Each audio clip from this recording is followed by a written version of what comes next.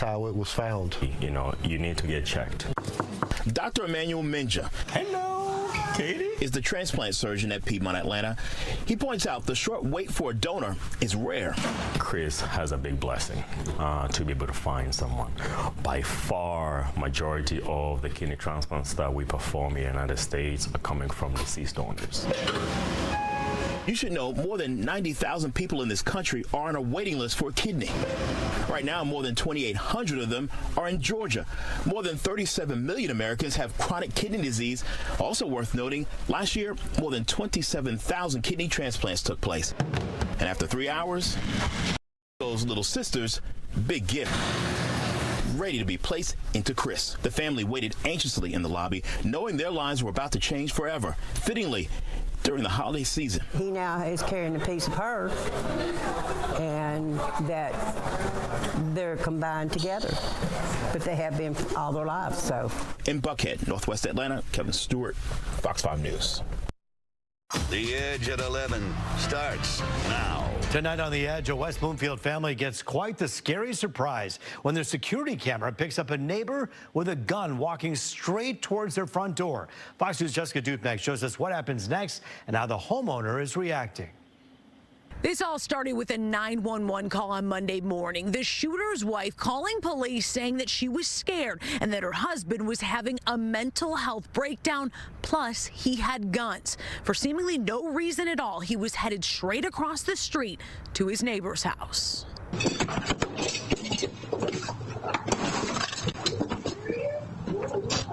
Decked out in body armor, armed with a pistol with a suppressor, 3 shots fired into his neighbor's home.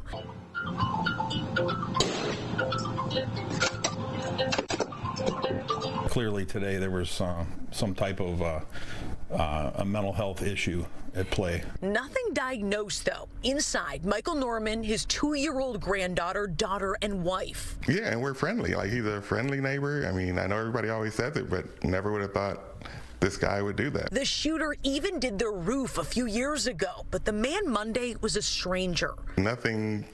We can't think of any reason that this would have happened. A search warrant revealed more than a dozen guns and more body armor.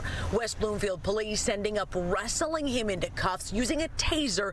No one was hurt. The first officer arrived in probably around 1 minute later. Very quick response time. He'll likely face charges before Thanksgiving. Terrifying, right? I mean, you think you're living in a safe neighborhood and you find out your neighbor is stockpiling weapons and body armor. That's, you know, disturbing, to say the least. Police blurred the suspect's face out because he has not been charged yet. Among other things, he'll face an additional felony for wearing body armor during a crime. Reporting in West Bloomfield, Jessica Dupnack on The Edge. Happened really quick. I got an alarm that someone was breaking into the car.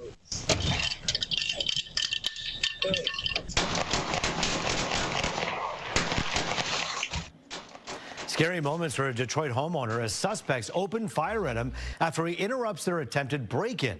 It happened around 3:30 this morning on Braille Street near 8 Mile. Kenny Bowles says he got into an alert that someone was breaking into his car. He opened the front door, and before he could say anything, he was shot at several times.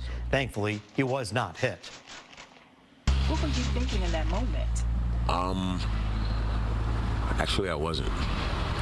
I just got the alarm. I have a 9-year-old, so I just tried to come out and see if I could deter them in any way.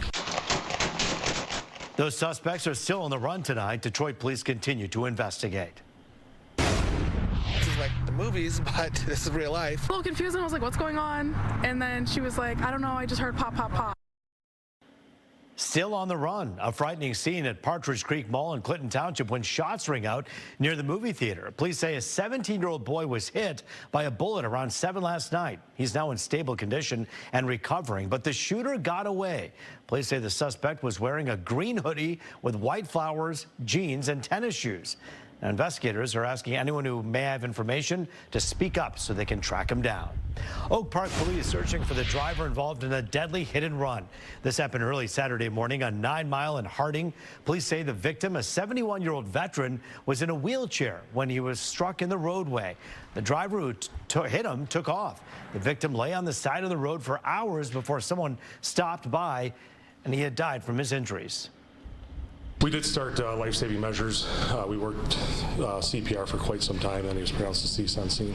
There was heavy damage to the vehicle because we were able to collect some car parts, and we were able to identify that it's a 2023 to 2026 Hyundai Elantra that's dark gray.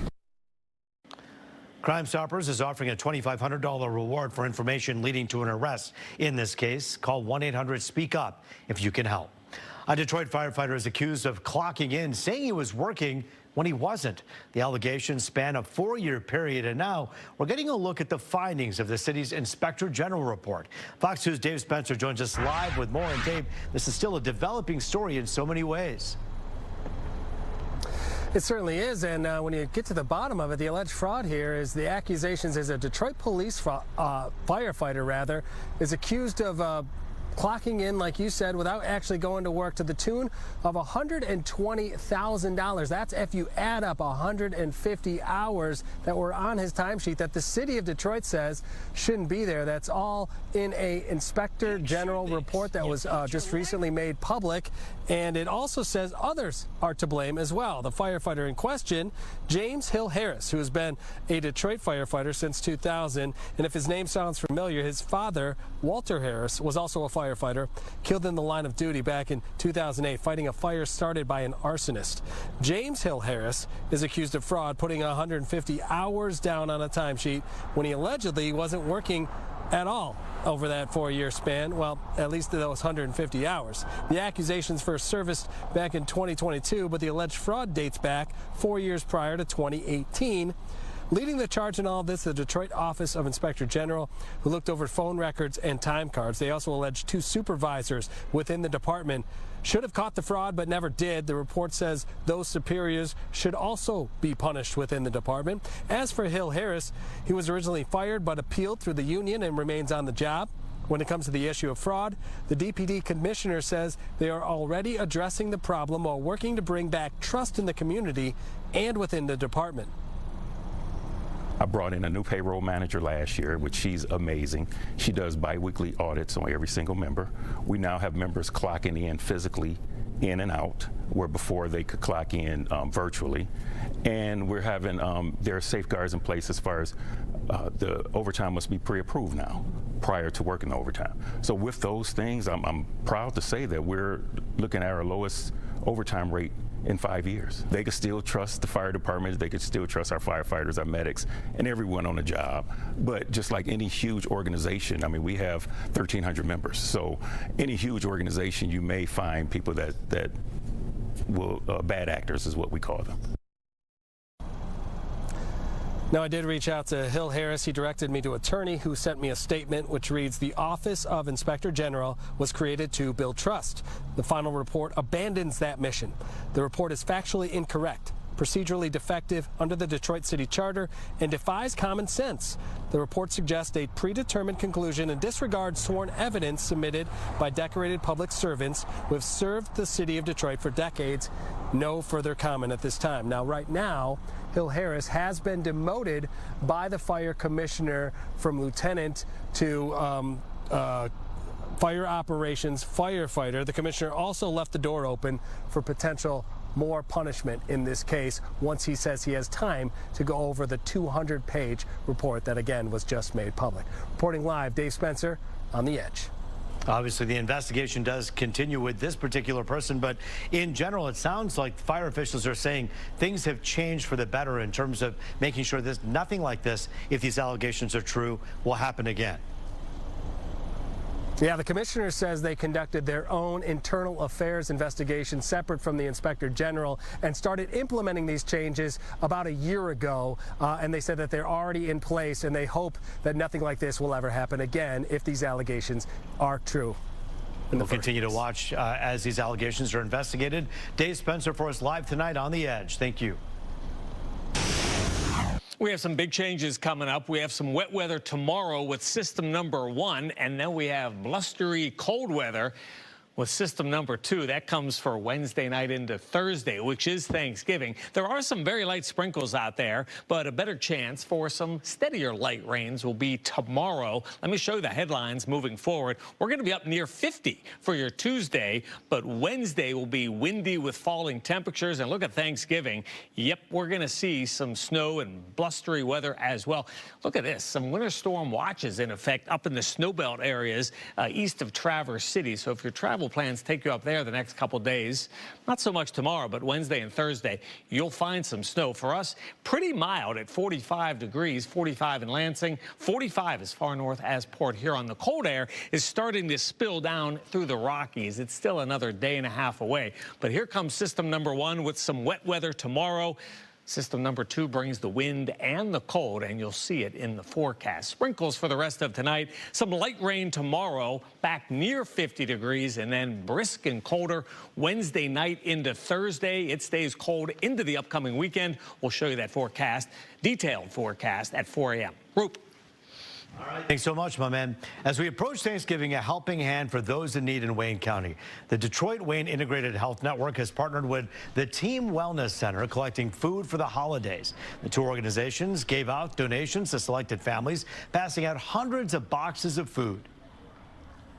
We're here at DWIN helping our community because it's the right thing to do and something we want to do, giving back. Great staff, all of them here to help out and volunteer. It's really heartwarming to see the DWIN group work so hard for the community, not just in behavioral health services, but taking time to help.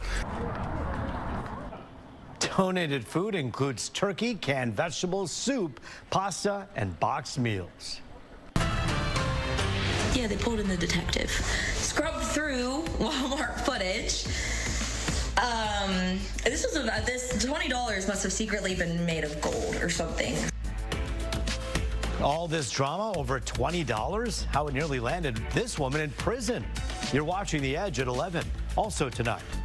Oh, you know, this is a very unusual case, right? Why one expert is calling a chilling case out of Texas the most bizarre he's seen in his career. What happened? We'll tell you next.